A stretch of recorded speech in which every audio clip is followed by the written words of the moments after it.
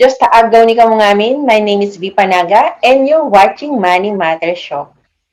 So sa episode na to, sasagutin natin ang isa sa mga tanong na na-receive ko. Bakit daw kailangan pa magkaroon ng VUL kung meron namang GSIS, SSS, at Pag-ibig?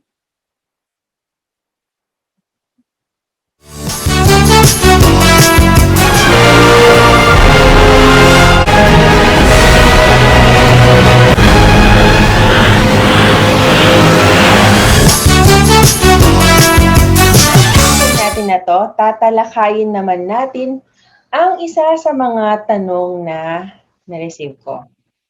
Bakit daw kailangan pang kumuha ng VUL or the Variable Unit Linked Life Insurance kung meron naman ng GSIS, SSS, at Pag-ibig? So, isa-isahin nating i-explain briefly about VUL, GSIS, SSS, Pag-ibig para malaman nyo kung ano ang pagkakaiba ng mga ito. At kung bakit kailangan mong kumuha ng life insurance. Sarili mong life insurance, it could be VUL or a term insurance.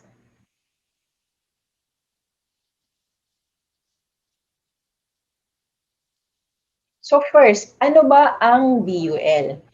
Pag sinabi nating VUL, it means a Variable Unit Linked Life Insurance. Meron kang life insurance, that is the guaranteed protection benefits. So meron kang guaranteed protection amount. At the same time, meron kang investment. So yun yung variable part doon, investment. Since investment returns depends sa market volatility, depends sa performance ng funds na pipiliin mo. So ano ba yung mga funds, investment funds na pwede nilang pagpilian? We have bonds and stock market and other funds na pwede nilang pagpilian. So let's give a brief example kung ano ba yung mga VUL, ano yung mga klase ng VUL, and ano ang mga benefits nito para mas maintindihan ng mga viewers natin. Okay. So, ito yung example ng ating mga variable unit linked life insurance. So, maraming mga products na pwedeng pagpipilian. You just have to choose kung ano yung package na mag-fit sa budget mo. One of the most crucial riders kung gusto mong magdagdag, aside from the core benefits, will be the critical illness. So, example ng mga critical illness natin, yung mga cancer. And we also have yung mga pag nagkaroon ka ng high cholesterol and other critical illness diseases. Hospitalization. So, that would be yung magkano ba yung mawawalang income mo pag nag-hospital ka?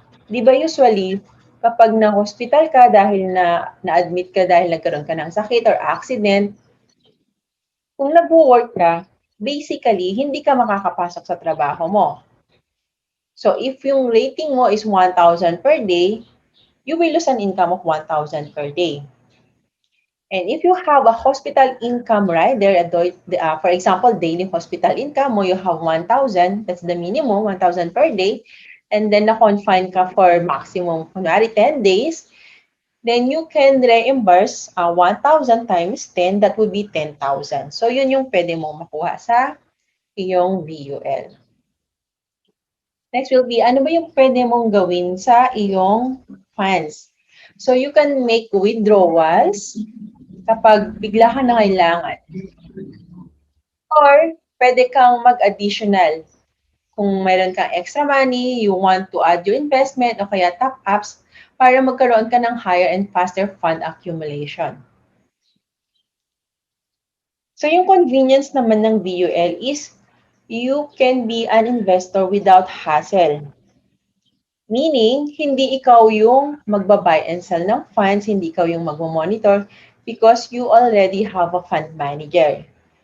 And those fund manager are expert in their field of investment na for sure, they can give you a good returns. So, I know it, Kasi ako din myself have been trading stock market for 5 years and counting. So alam ko na dapat meron kang time. You have to continuously learn. Hindi ka pwedeng magdepende lang sa isang grupo that will give you, ito yung list ng company that you can invest in. Kasi by that time, baka saturated na yung market and you cannot get yung gusto mong returns. So, kung ikaw yung mismong nag invest para sa sarili mo, everything will be lies dun sa capability mo, sa time mo, and kung gaano ka kagaling sa pag invest. So, mahalaga yung continuous learning. And of course, yung time mo din. And the platform na magagamit mo.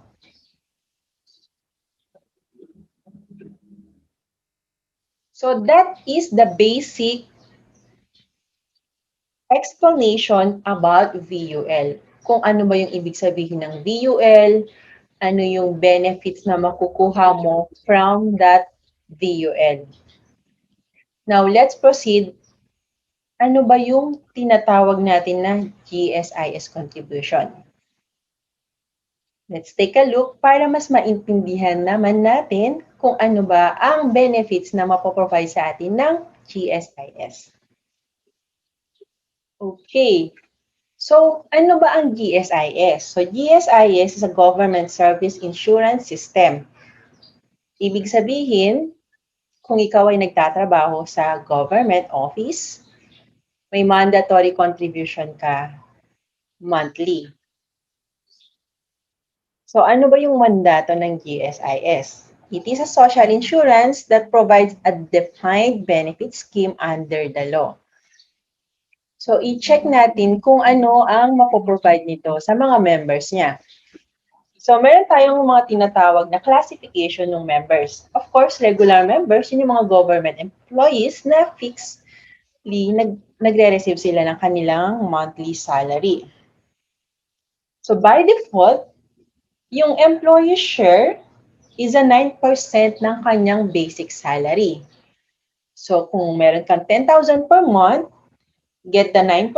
So, yun yung makakaltas sa'yo para maging contribution mo para sa iyong GSIS.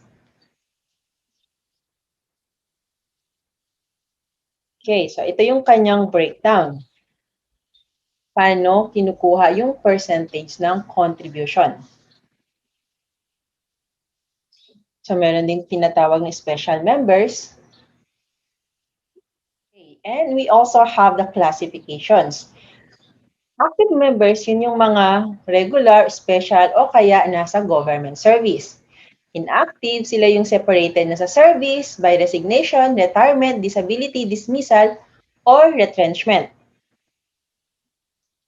And these are the exclusions. So, kahit na nagwo-work ka sa government, if you are uniform personnel or a contractual, so hindi sila mandatory na merong GSIS.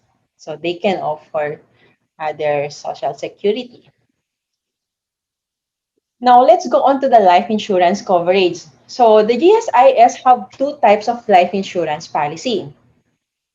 We have the life endowment policy and the enhanced life policy. So, papansinin mo, ang maturity benefit is endowment plan siya. Ibig sabihin, for a certain period, it depends kung ano yung naka-indicate dun sa policy niya. Let's say, minimum kasi natin na we have dapat is 15 years in government service para makakuha tayo ng for the retirement benefits ng GSIS. And of course, magagamit mo din syempre yung mga life insurance niya if you're an active. Pero kung syempre wala ka na sa service, then wala ka na rin nung life insurance policy mo. But in the case na naka 15 years ka, you have to wait for 60 kapag na-reach mo na yung 60 years old para makakuha ka ng money for your retirement funds. So, check muna natin kung ano man nakalagay dito sa kinds ng policy niya. For the life endowment policy, meron siyang maturity benefit. Pag enhanced life policy naman ang kinuha, wala siyang maturity benefit. So what are the other benefits? Meron siyang cash surrender value, waivers, kapag nagkaroon ng total permanent disability, may death benefit, accidental death, annual dividends, and policy loan. For the enhanced policy, merong termination value, which is 25% of the monthly life insurance premium paid. So wala siyang waiver ng premiums kapag na-disable. Ibig sabihin, dapat magbayad ka pa rin ng premium mo. And meron siyang death benefit. Wala siyang accidental death benefit. Same, meron din siya annual dividend. And then ang policy loan niya is 90% of TV. So kung papansinin mo, yung life insurance nakalakip with the GSIS, wala siyang option to add a rider such as critical illness and hospital income, daily hospital income. So those are just the crucial riders na binabanggit ko na meron sa VUL na wala sa tinatawag nating GSIS life insurance. Okay. So, ito yung mga life endowment policy. Check muna natin. Ano ba yung tinatawag na maturity benefit? So, yung maturity benefit will be paid once na tapos na yung period. Depende dun sa nakalagay sa policy contract. So, yung original amount ng binayaran mo plus the supplementary and less all outstanding obligations. So, ile-less nila kung may loans kang na ginawa. Then after that, yung total amount na matitira, yun yung makukuha mo na pera. So, kailan naman makukuha yung cash surrender value? So, cash value of the policy earned during the term of the insurance and is payable to members, less outstanding obligations when they resign or separate from the service before the maturity of the insurance or when they incur permanent total disability. So, meron kang percentage amount na makukuha once na nag-separate ka na, wala ka na dun sa government service, o kaya na-terminate ka, o kaya nagkaroon ka ng permanent total disability. Pag waivers of premiums kasi, ang ibig kasi sabihin nun, kapag nagkaroon ka ng total permanent disability and you are still part of the government service, considered na paid na yung premiums mo until such time na maging okay ka na, capable ka na ulit. So, ano lang ba ang PTD? As indicated here, yun yung cause ng injury or disease na results in complete, irreversible, and lifelong incapacity to work or to engage in any gainful occupation. Ibig sabihin nito, totally, well, sorry for the word, pero totally gulay ka na, wala ka nang magawa, hindi ka na makakilos mag-isa, kailangan mo na ng kasama na tutulong sa'yo para makakilos ka. So, under RA 8291, meron lang siyang prescription period. Yung pag-a-apply ng PTD should be filed within 4 years from the date of disability. Otherwise, pag lumampas niyan, hindi ka na makakapag-file ng claim. Okay, death benefits. Of course, kapag nawala ka na, namatay ka na, then mo na makukuha yung payable amount. Makukuha ng beneficiary mo once na namatay ka na. So, in their absence, the legal heirs upon the member's death due to natural cause prior to the maturity of insurance or during its continuance. So, accidental death, ito naman ay tinatawag natin na namatay dahil sa aksidente. And the benefit is dubbed double indemnity for eligible members. So, makakapag-claim siya within 30 days from the date of death of the member. And syempre, kailangan may proof ka ng death resulted directly or independently of all other causes. So, annual dividends. So, ang dividends, yun yung sum ng amount money paid dun sa mga GSIS policy holders whose life insurance has been in force for at least 1 year based on the records submitted by the employer subject to amount and conditions recommended by the GSIS Actuary Office and approved by the GSIS Board of Trustees. So, pwedeng mag-request ng payment of back dividends kapag na-unclaimed yung mga previous dividends by filing out a member's request form.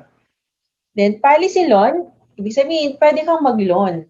Equivalent siya ng 50% ng cash value ng policy mo, pwedeng ma-utang. Uutangin mo, so since ibig sabihin uutangin mo, ibabalik mo din siya at a certain interest rate. Okay, another type of life insurance kapag GSIS policyholder ka. So, yung nauna kanina is an endowment.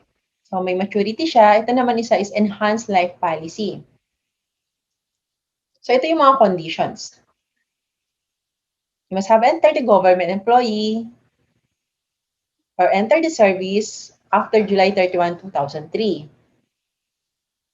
And yung endowment plan mo has matured after July 2003. You will be issued a new ELP. Regular GSIS member ka, na nag-lapse yung endowment plan mo, so pwede siyang maging ELP na lang. And the fourth is if you are a regular GSIS member who opted to convert your existing endowment plan into ELP. So ano ba yung benefits ng enhanced life policy? So termination value, kapag na-terminate ka, yung policy mo na-terminate, yung based dun sa premium mo na enforce, equivalent to 25% ng monthly life insurance premium mo can be withdrawn upon separation or retirement. Ibig sabihin, kapag wala ka na sa government service, saka mo siya pwedeng makukuha. So, death benefit, same pa rin siya. Kapag namatay ka, yun yung makukuhang amount ng iyong beneficiary. It is naka-included dito, it's equivalent to the last annual salary multiplied by 1.5 compared to the life endowment policy. So, ELP has a higher death benefits as this focus more on the financial support to the family and beneficiaries of the deceased member. So kung ELP yung inop ng isang GSIS policy holder, pag namatay siya, mas malaki yung makukuha ng beneficiary kasi yun yung focus ng ELP para sa beneficiary pag nawala na yung policy owner. So meron din siyang dividendo and then meron din siyang policy loan na equivalent siya ng 90% ng termination value. So, ano ba yung mga retirement modes? So, ito yung mga retirement modes which is hindi na natin masyadong i-discuss. Ito lang is para mas maintindihan. So, kung meron kang GSIS policy, may minimum requirement siya. At least 15 years of service ka and at least 60 years upon retirement para makakuha ka naman ng core retirement funds mo. And another, eligibility, dapat hindi ka permanent total disability pensioner. So, merong two choices. So, it's either magla-lump sum ka o kaya yung magma-monthly payment ka. So, ang problem lang dun is what if hindi mo na-render yung 15 years? So, mas lesser yung makukuha mo. Then, you can opt for an SSS. So, later, i-discuss din natin what if hindi mo na comply yung minimum requirements. Briefly, i-explain din natin siya. So, for the retirement funds, ito yung makukuha mo. 60-month equivalent o kaya 5-year basic monthly pension payable at the time of retirement. So, kapag 60 years old ka na. And then, yung BMP niya, that's payable for life after the 5-year guaranteed period. That is basic monthly pension. So, kung nag-lump sum ka after 5 years, saka ka makukuha ng BMP, which is basic monthly pension mo. So, yung option 2 mo is gusto mo lang basic monthly pension. So magkano ba yung makukuha mong basic monthly pension? We have the equivalent of 18-month na basic monthly payable upon retirement. And then, meron tayong tinatawag na immediate basic monthly payment payable for life from the date of retirement. So, paano ba siya kino-compute? Ito yung computation na pinapakita nila to get yung basic monthly payment mo. So, 0.025 times the average monthly compensation plus 700 pesos times the number of periods with paid premium. So, minimum natin is 15 years. So, kung naka-25 ka sa service, yung PPP mo will be 25 years. And then, ito yung computation. Ayan. So, let's take an example para mas makita natin siya in terms of numbers. So, example nito, si Juan de la Cruz, yung office niya, si DepEd Pulang Lupa, date of birth niya, 1952, nag-render siya ng service, yung entry ng service niya is 1978, and then nag-retire siya noong 2014. So, meron siyang 31.86 years in the service. And then yung average monthly compensation niya is 23,000. So, 23,000 plus 700, magiging 24,505.55. Ngayon, kukunin nila kung ano yung magiging highest salary received. Since nag-add ng 700, i-round off mo yung 24,500, then the highest salary received will be 25,000. So, yung age of retirement niya is 61.52. So, to compute yung basic monthly pension niya, ayan. So, input na ng numbers dun sa formula, makakakuha siya ng 19,522.18. So, yun yung makukuha niyang for retirement funds. Okay, option 1, kung gusto niya mag-lump sum, pwede. So, makakapag-lump sum siya with an amount of 1,171,333. Sorry. For the retirement benefit, pwede rin siyang lump sum, 5-year lump sum. So, magkano yung 5-year lump sum? So, ita-time siya sa 60 months. So, ito yung makukuha niya. Or, meron siyang option na 18-month cash payment. So, kung gusto niyang kumuha ng 18 months, magkakaroon din siya ng immediate na basic monthly payments. Yeah. So, separation benefits. If you are ineligible for retirement benefit under RA 8291 because you did not meet the required age, yung 60 years old, and hindi ka rin nakapag-render ng service for 15 years, you may be entitled to separation benefit in the form of cash payment payable at the age 60. So, may makukuha ka pa rin naman. If you meet only the service requirement of 15 years, however, you are also entitled to pension payable at age 60 on top of the 18 times of your BMP payable upon separation. So, tignan natin yung computations and conditions niya. So, yung computation niya, 100% ng annual monthly compensation times the number of years.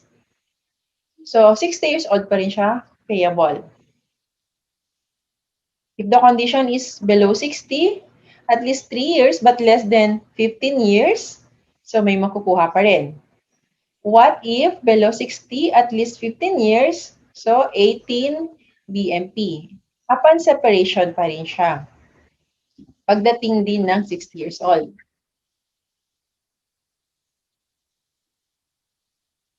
What if nasa 60 years old na siya and at least 3 but less than 15 years? So, malaki na yung makukuha niya. 100% na ng annual monthly compensation times the number of years. So, immediately makukuha niya na. And take note of the indicated here. Since separation benefit has a prescription period, application should be filed within 4 years from the time of separation from the government service. So, ibig sabihin, kung hindi ka nakapag 15 years in service, let's say, no, wala ka na sa government service in 2014, 4 years after that, dapat within 4 years makapag-file ka na. Otherwise, mahirapan ka na or hindi ka na makakapag-claim. So, kung 2014, wag mo na siyang paabutin ng 2014, 15, 16, 17, 18. So, wag mo na siyang paabutin ng 18. You could file na rin agad bago pa matapos yung 4 years na prescription period. Ayan. So, napakita naman natin kung ano yung basic, ano yung mga benefits ni GSIS. So, meron siyang life insurance, which is either endowment or enhanced life policy. At the same time, meron siyang makukuhang retirement funds. And the minimum requirements for the service should be 15 years. Kung hindi naman niya nagawa yun, walang 15 years, may certain computation din. At the same time, pwede rin siyang mag-opt ng portability. Ang ibig sabihin nun, kung napunta na siya sa private sector, so that is SSS,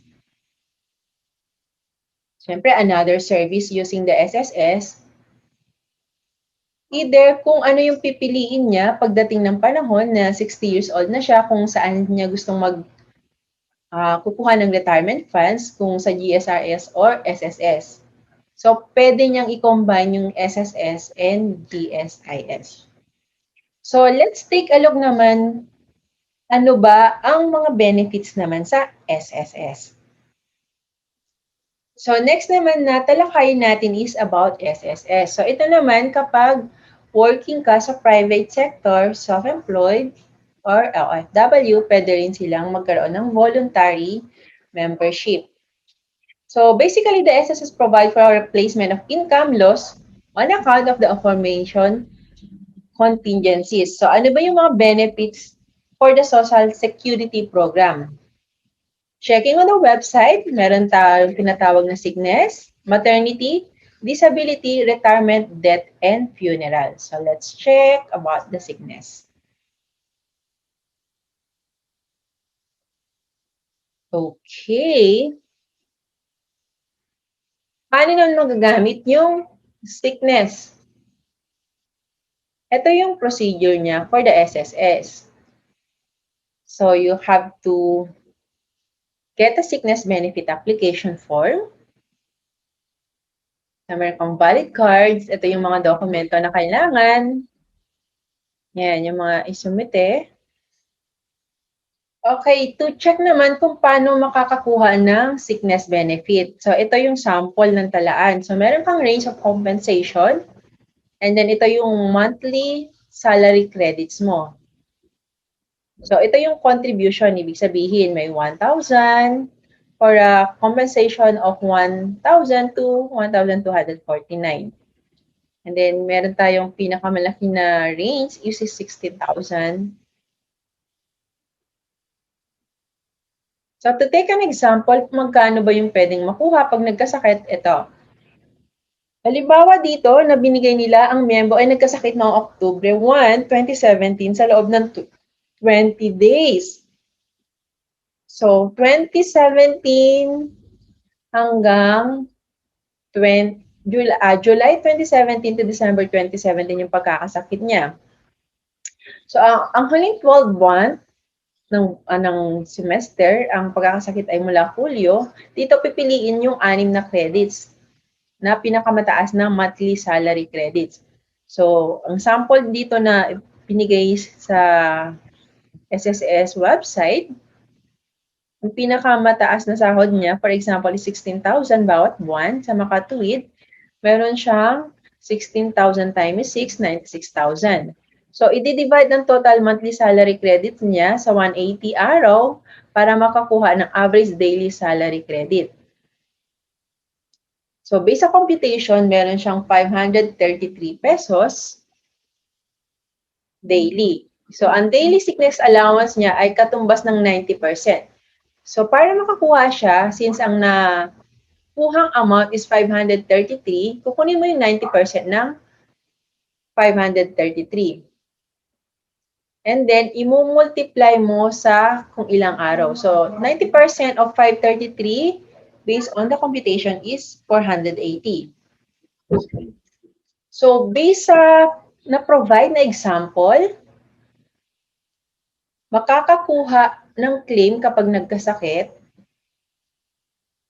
sa loob ng 20 days would be 9,600. So, ibig sabihin, magbibigay siya ng 480 times 20, 9,600.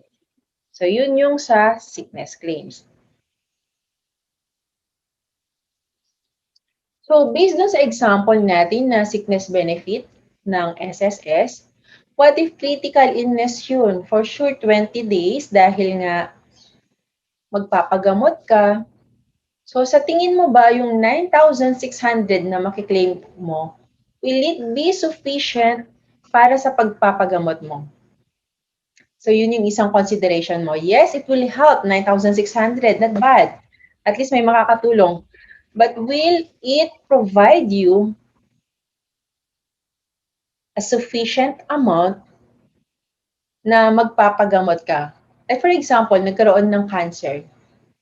Will the 9,600 sufficient to get medication to cure from cancer? So, yun yung mga consideration natin for the sickness benefits. But with VUL, kung meron kang million amount, 1 million for example, you can claim it para magamit mo pang paggamot. So, yung makukuha mo with your SSS will be just a little amount na makakadagdag sa gastusin mo. But definitely, it cannot help kapag yung mga sickness na biglang dumapo sa'yo is cancer. So, it will not even be sufficient para magkaroon ka ng treatment. Okay, so ano pa yung mga benefits na makukuha mo with the SSS? So, we have the maternity, disability, retirement, death, and funeral. So, i-check naman natin kung magkano yung magiging pension or retirement fund para sa SSS. So, dito sa brochure ng SSS, naka-indicate kung paano yung computation. Yan, magkano ang halaga ng buwan ng pensyon? So, ang halaga ng buwan ng pensyon ay ang pinakamataas na lalabas sa 3 buwan. So, we have 300 plus 20% ng annual monthly salary income plus 2% ng annual monthly salary income less kung ano yung mga completed years of service. Okay, tignan naman natin kung paano yung computation ng retirement fund kapag magpe-pension ka na. Like yung pinakita natin na previously sa GSIS, pinakita din nila kung paano yung pag-compute. So para ma-compute yung buwan ng pension, we have 300 pesos plus 20% ng average monthly salary credit plus another 2% ng average monthly salary credit. Times mo siya sa credited years of service less 10. O kaya 40% ng annual monthly salary credit or minimum pension na 1,200 kung may 10 years ka or 2,400 kung may 20 years ka. So, dito lang, ito yung mga considerations kung paano ka makakakuha ng buwan ng pension, kung magkano yung amount. So, from these parameters, dito sa binigay na parameters, at least malalaman mo kung magkano yung pwede mong makuhang pension. Ngayon naman, dako naman tayo sa ano naman ang pag-ibig? Ano naman yung mga benepisyo sa pag-ibig? Okay, ito naman yung tungkol sa pag-ibig.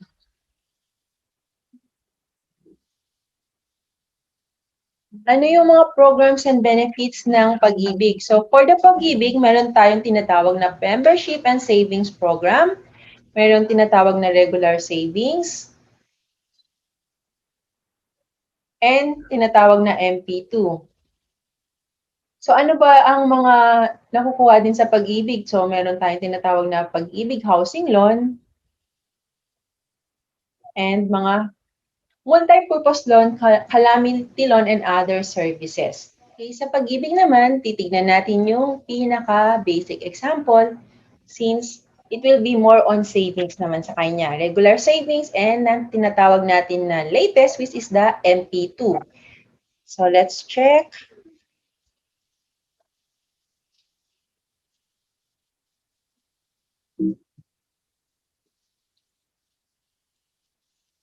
So yung MP2, it's a voluntary program and solely a savings scheme designed to provide active Pag-Ibig members with another savings option.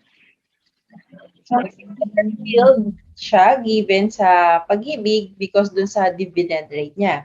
Tingnan natin. So, open siya sa Pag-Ibig members whose gross monthly income exceeds 5,000 pesos and the minimum contribution of MP2 is 500 pesos per month.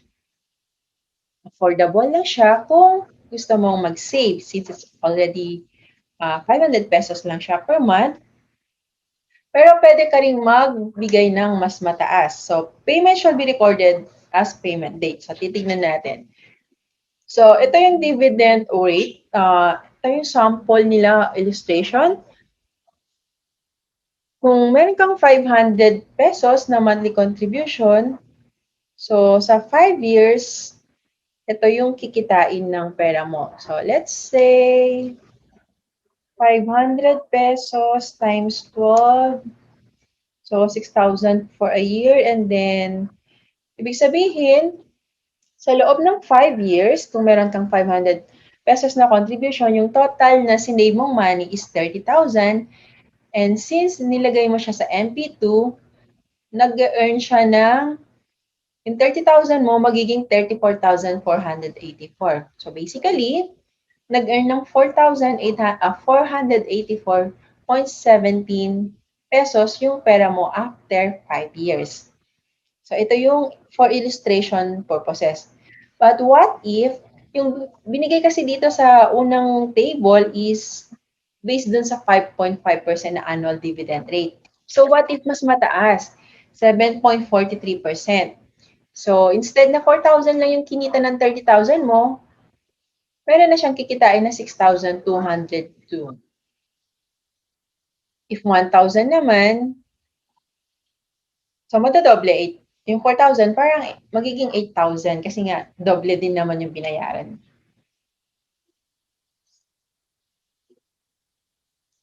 Ayan. So basically, nakita na natin kung ano-ano yung mga benefits na pwede mong makuha with the GSIS, SSS, and Pag-Ibig. So isummary lang natin ulit. First, yung pinakatanong bakit ko diniscuss to is nanggaling dun sa nare-receive kong tanong, bakit daw kailangan pang kumuha ng VUL kung meron naman GSIS, SSS, at Pag-Ibig? So sa summary natin. Yung VUL kasi, it's a life insurance with investment. Ibig sabihin, kung kumuha ka ng VUL, sa'yo yon mismo. As long as binabayaran mo siya, you're paying it, sa'yo yon, enforced siya. So for GSIS, kailangan employed ka sa government para magkaroon ka ng GSIS. Sa SSS, kailangan employed ka sa private o kaya pwede namang voluntary. And Pag-Ibig, of course, may Pag-Ibig ka kung employed ka din sa, pwede kang employed sa private o kaya sa government. So, ba't kailangan mo pa ng VUL? Meron ka ng GSIS, SSS, and Pag-Ibig. So, based dun sa na-discuss ko, ang VUL is meron tayong tinatawag na guaranteed protection benefits and ikaw mismo, pwede mong i-dictate kung magkano yung guaranteed protection benefits na gusto mo. For example, you want a life cover of 10 million. O kaya you want a maximum 10 million for critical illness. You can do so. Siyempre, kukumputin yan based on your age and your health condition. Since it's a guaranteed benefits, kahit na 90 days old pa lang yung policy mo, what if bigla lang sa kasamaang palad nagkasakit ka, so magagamit mo agad yung 10 million kahit na hindi mo pa nababayaran ng buo yung policy mo. Portability. So kahit na mawala ka ng work, if enforce yung VUL mo, it can help you. Another example, kung yung VUL mo, you've been paying for 5 years or more, bigla ka nang wala ng trabaho, meron kang pwedeng mawi-withdraw na cash value. So unang-una, meron kang investment, meron kang life insurance, and you have a riders na pwede mong i-add like critical illness, daily hospital income. So sa GSIS, meron din siyang life insurance and pinakita natin kung ano lang yung cover niya. So wala tayong tinatawag dun na critical illness na pwede niyang ibigay sa'yo para in case na nagkaroon ka ng sakit, is magagamit mo. So may mga pwede kang claims doon. TPD, kapag endowment siya, meron din siyang, of course, death benefit. And yung amount is nakabase kung magkano yung salary mo. For SSS, meron din tayong tinatawag doon na sickness benefit. And pinakita din natin ng computation. So again, kapag nagkaroon ka ng critical illness like cancer, do you think yung makukuha mong sickness benefit with the SSS will be sufficient para makapagpatreat ka, para magpagamot ka? Okay, pag-ibig. Pag-ibig is a savings. So, nakita naman din natin kung magkano yung returns niya. Again, maganda na meron kang lahat nun. If kaya mo naman, you can have your own VUL. Of course, kapag GSIS or SSS, depende lang yan kung you work in the private sector o kaya sa government sector. And pag-ibig, you can opt for MP2 or the regular savings. Basically, dun sa discussion natin, nakita nyo na kung ano yung kaibahan ng mga nabanggit na produkto. So, everything has its own purpose. And kung sa tingin mo, sapat na lahat ng SSS mo, GSIS, or Pag-ibig, it's all up to you if you want to get a VUL. But definitely, VUL will be something that is portable kasi sa'yo yun. Mawalan ka man ng trabaho, pag-enforce yun, magagamit mo siya. And anytime magagamit mo siya, plus the maximum guaranteed amount na maibibigay nito sa'yo. So, it's up to you to decide. At least now, nakita mo and nalaman mo na kung ano yung mga basic na benefits nila, ano yung pagkakaiba nila, and nabigyan din natin kayo kung paano mag-compute dun sa mga benefits. Yung sample natin sa GSIS, sa SSS, and yung pinakita nating returns ng Pag-ibig.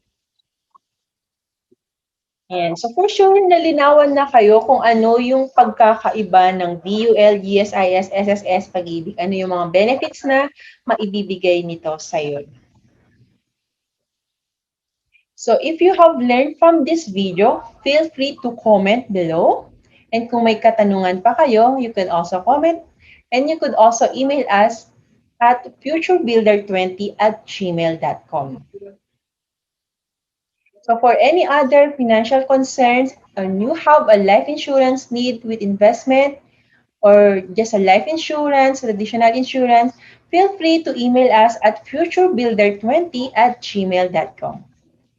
Hanggang sa muli dito sa Money Matters.